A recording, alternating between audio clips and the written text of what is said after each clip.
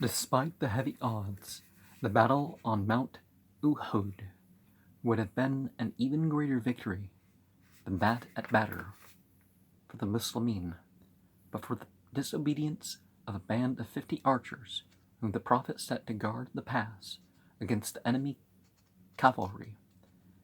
Seeing their comrades victorious, these men left their post, fearing to lose their share of the spoils. The cavalry of the Quraysh rode through the gap and fell on the exultant Muslimin. The Prophet himself was wounded, and the cry arose that he was slain, till someone recognized him and shouted that he was still living, a shout to which the Muslimin rallied. Gathering round the Prophet, they retreated, leaving many dead on the hillside. On the following day the Prophet again sallied forth to what remained of the army. The Quraysh might hear that he was in the field, and so might perhaps be deterred from attacking the city. The stratagem succeeded, thanks to the behavior of a friendly Badawi, who met the Muslimin and conversed with them, and afterwards met the army of Quraysh. Questioned by Abu Sufyan, he said that Muhammad was in the field, stronger than ever, and thirsting for revenge for yesterday's affair. On that information, Abu Sufyan decided to return to Mecca. The reverse, which they had suffered on Mount Uhud, lowered the prestige of the Muslimin with the Arab tribes, and also with the Jews of Yathrib, tribes which had inclined toward the Muslimin, now inclined toward the Quraysh. The Prophet's followers were attacked and murdered when they went abroad in little companies. Khubayb, one of his envoys, was captured by a desert tribe and sold to Quraysh, who tortured him to death in Mecca publicly. And the Jews, despite their treaty, now hardly concealed their hostility. They even went so far in their flattery of the Quraysh as to declare the religion of the pagan Arabs superior to Islam. The Prophet was obliged to take punitive actions against some of them. The tribe of Beni Nadir were besieged in their strong towers and subdued and forced to emigrate. The hypocrites had sympathized with the Jews and had secretly egged them on.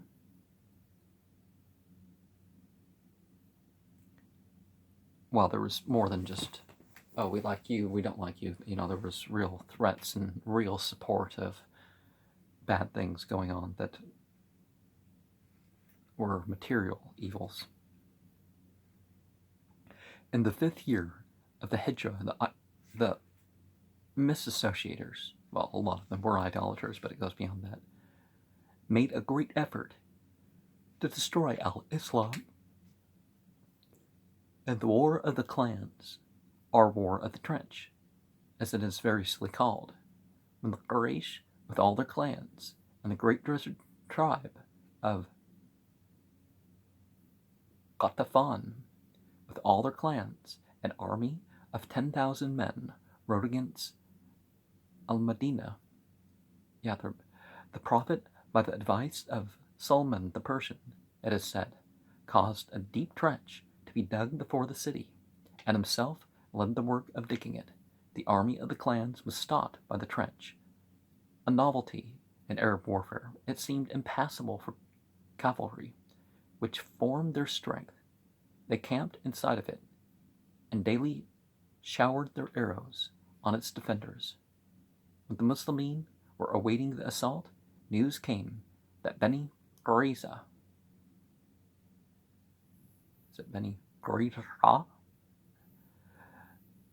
a Jewish tribe of Yathrib, which had till then been loyal, had gone over to the enemy.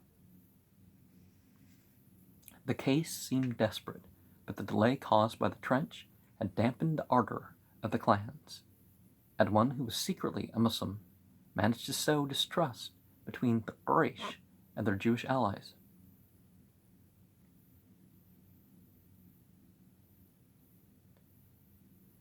managed to sow distrust between the Quraysh and their Jewish allies, so that both hesitated to act. Then came a bitter wind from the sea, which blew for 3 days and nights so terribly that not a tent could be kept standing, and not a fire lighted, not a pot boiled. The tribesmen were in utter misery. At length, one night, the leader of Quraysh decided that the torment could be borne no longer, and gave the order to retire. When the Ghatafan awoke the next morning, they found the Quraysh had gone, and they took up their baggage and retreated. On the day of the return from the trench, the Prophet ordered war on the treacherous Beni Qurayza, who, conscious of their guilt, had already taken to their towers of refuge. After a siege of nearly a month, they had to surrender unconditionally. They only begged that they might be judged by a member of the Arab tribe of which they were adherents.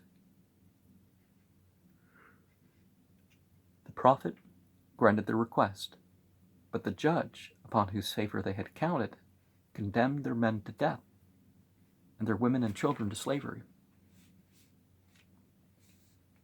Early in the 6th year of the Hijrah, the Prophet led a campaign against the Beni Mustalik.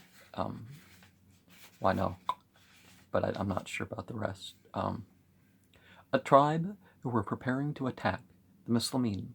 It was during that return from that campaign that Aisha, his young wife, who was left behind and brought back to a camp by a young soldier, an incident which gave rise to the scandal denounced in Surah 24. It was on this campaign also that Abdullah ibn Ubay, the hypocrite chief, said, "When we return to the city, the mightier will soon expel the weaker." At sight of a quarrel between Muhajirin, the emigrants, and Ansar, natives of what used to be called Yathrib. In the same year, the Prophet had a vision in which he found himself entering the holy place at Mecca unopposed. Therefore, he determined to attempt the pilgrimage. Beside a number of Muslimin from Yathrib, which henceforth was called Al-Madinah, he called upon the friendly Arabs, whose numbers had increased since the miraculous, as it was considered, discomfiture of the clans, to accompany him, but most of them did not respond. Attired as pilgrims, and taking with them the customary offerings, a company of 1,400 journeyed to Mecca. As they drew near the holy valley, they were met by a friend from the city who warned the Prophet that the Quraysh had put on their leopard skins, the badge of valor, and had sworn to prevent his entering the sanctuary. Their cavalry was on the road before them. On that the Prophet ordered a detour through mountain gorges, and the Muslimin were tired out when they came down at last into the valley of Mecca and encamped at a spot called Al-Hudaybiyah, from whence he tried to open negotiations with the Quraysh, explaining that he came only as a pilgrim. The first messenger he sent toward the city was maltreated and his camel hamstrung. He returned without delivering his message. The Quraysh, on their side, sent an envoy who was threatening in tone and very arrogant. Another of their envoys was too familiar and had to be reminded sternly of the respect due to the Prophet. It was he who, on return to the city, said, "I've seen Caesar and Khosrows in their pomp, but I have never seen a man honored as Muhammad is honored by his comrades." The Prophet sought some messenger who would impose respect. Uthman was finally chosen because of his kinship with the powerful Umayyad family, Muawiyah. While the Muslimin were awaiting his return, the news came that he had been murdered. It was then that the Prophet sitting under a tree in Hudaybiyah, took an oath from all his comrades that they would stand or fall together. See Surah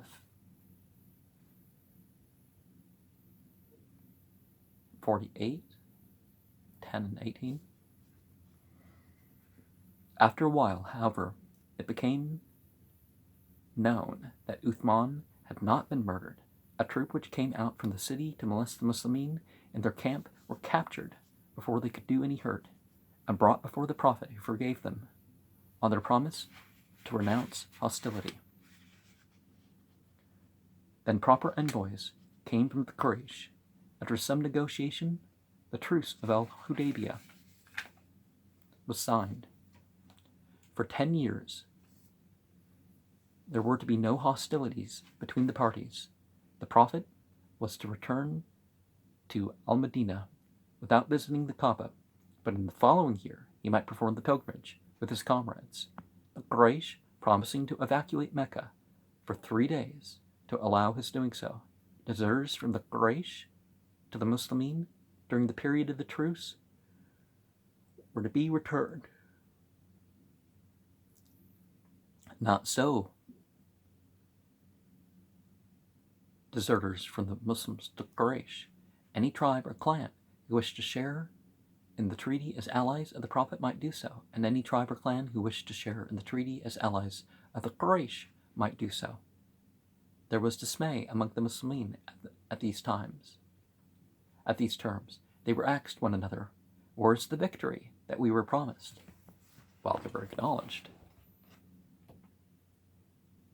It was during the return journey from al-Hudaybiyah that the surah entitled Victory was revealed, or at the very least learned. This truce proved, in fact, to be the greatest victory that the Muslimin had till then achieved. War had been a barrier between them and the idolaters, and the rest of the misassociators too. But now both parties met and talked together, and the new religion spread more rapidly. In the 2 years which elapsed between the signing of the truce and the fall of Mecca, the number of converts was greater than the total number of all previous converts. The Prophet traveled to al-Hudaybiyah with 1,400 men. 2 years later, when the Meccans broke the truce, he marched against them with an army of 10,000. In the 7th year of the Hijrah, the Prophet led a campaign against Khaybar, the stronghold of the Jewish tribes in North Arabia, to which had become a hornet's nest of his enemies. The forts of Khaybar were reduced one by one, and the Jews of Khaybar became thenceforth tenants of the Muslimin until the expulsion of the Jews from Arabia and the Caliphate of Umar. On the day when the last fort surrendered, Ja'far, son of Abu Talib, the Prophet's first cousin, arrived with all who remained of the Muslimin, who had fled to Abyssinia to escape from persecution in the early days. They had been absent from Arabia 15 years. It was at Khaybar that a Jewess prepared for the Prophet poisoned meat, of which he only tasted a morsel without swallowing it, then warned his comrades that it was poisoned.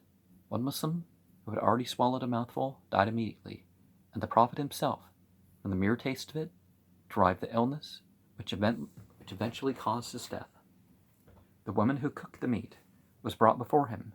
When she said that she had done it on account of humiliation of her people, he forgave her.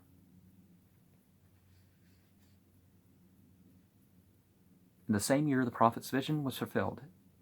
He visited the holy place at Mecca unopposed. In accordance with the terms of the truce, idolaters evacuated the city, and from the surrounding heights watched the procedure of the Muslimin. At the end of the stipulated 3 days, the chiefs of the Quraysh sent word to remind the Prophet that the time was up. He then withdrew, and the idolaters, misassociators, some of them I don't think were idolaters, reoccupied the city. In the 8th year of the Hijrah, hearing that the Byzantine emperor was gathering a force in Syria, For the destruction of al-Islam, the Prophet sent 3,000 men to Syria under the command of his freeman Zayd. The campaign was unsuccessful, except that it impressed the Syrians with the notion of the reckless valor of the Muslimin. The 3,000 did not hesitate to join battle with 100,000. When all the 3 leaders appointed by the Prophet had been killed, the survivors obeyed Khalid ibn al-Walid, who, by his strategy and courage, managed to preserve a remnant and return with them to al-Madinah. In the same year, the Quraysh broke the truce by attacking a tribe that was in alliance with the Prophet and massacring them even in the sanctuary at Mecca. Afterwards, they were afraid because of what they had done. They sent Abu Sufyan to al-Madinah to ask for the existing treaty to be renewed and its term prolonged. They hoped that he would arrive before the tidings of the massacre, but a messenger from the injured tribe had been before him, and his embassy was fruitless. Then the Prophet summoned all the Muslimin capable of bearing arms and marched to Mecca. The Quraysh were overawed. Their cavalry put up a show of defense before the towns, but were routed without bloodshed. The Prophet entered his native city as a conqueror. The inhabitants expected vengeance for their past misdeeds. The Prophet proclaimed a general amnesty. Only a few known criminals were proscribed, and most of those were in the end forgiven. In their relief and surprise, the whole population of Mecca hastened to swear allegiance. The Prophet caused all the idols which were in the sanctuary to be destroyed, saying, "Truth hath come, darkness hath vanished away," and the Muslim call to prayer was heard in Mecca. In the same year, there was an angry gathering of pagan tribes eager to regain the Kaaba.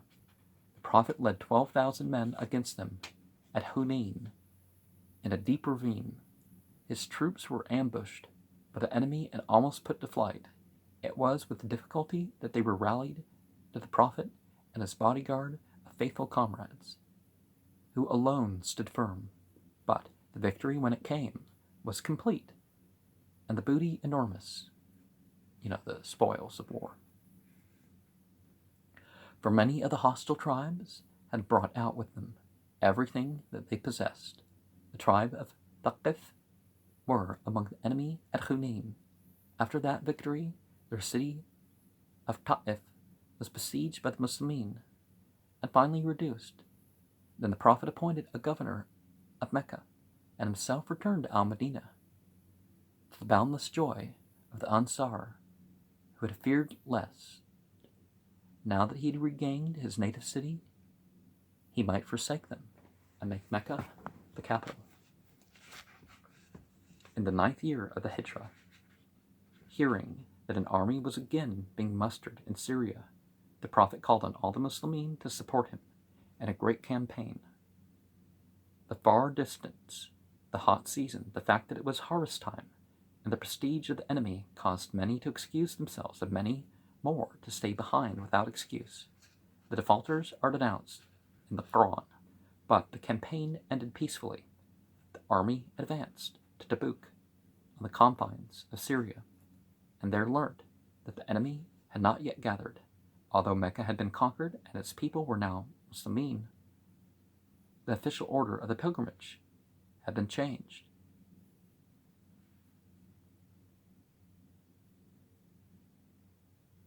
The pagan Arabs performing it in their manner, and the Muslimin in their manner.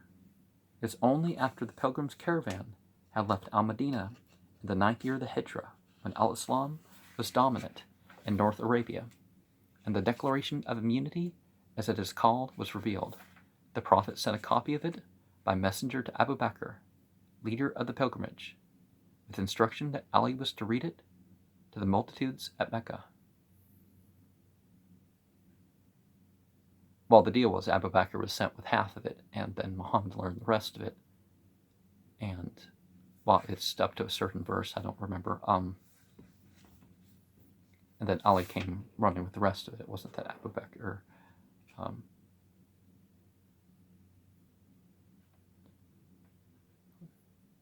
Its purport was that after the year, Muslims only were to make the pilgrimage.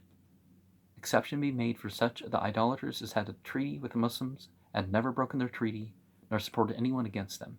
Actually, no, it says that you can get along with all these idolaters, but Mecca is reserved. Yeah, that's it. It's basically an open field for immigration and visiting of one's country. You know, as long as they are going to keep the law.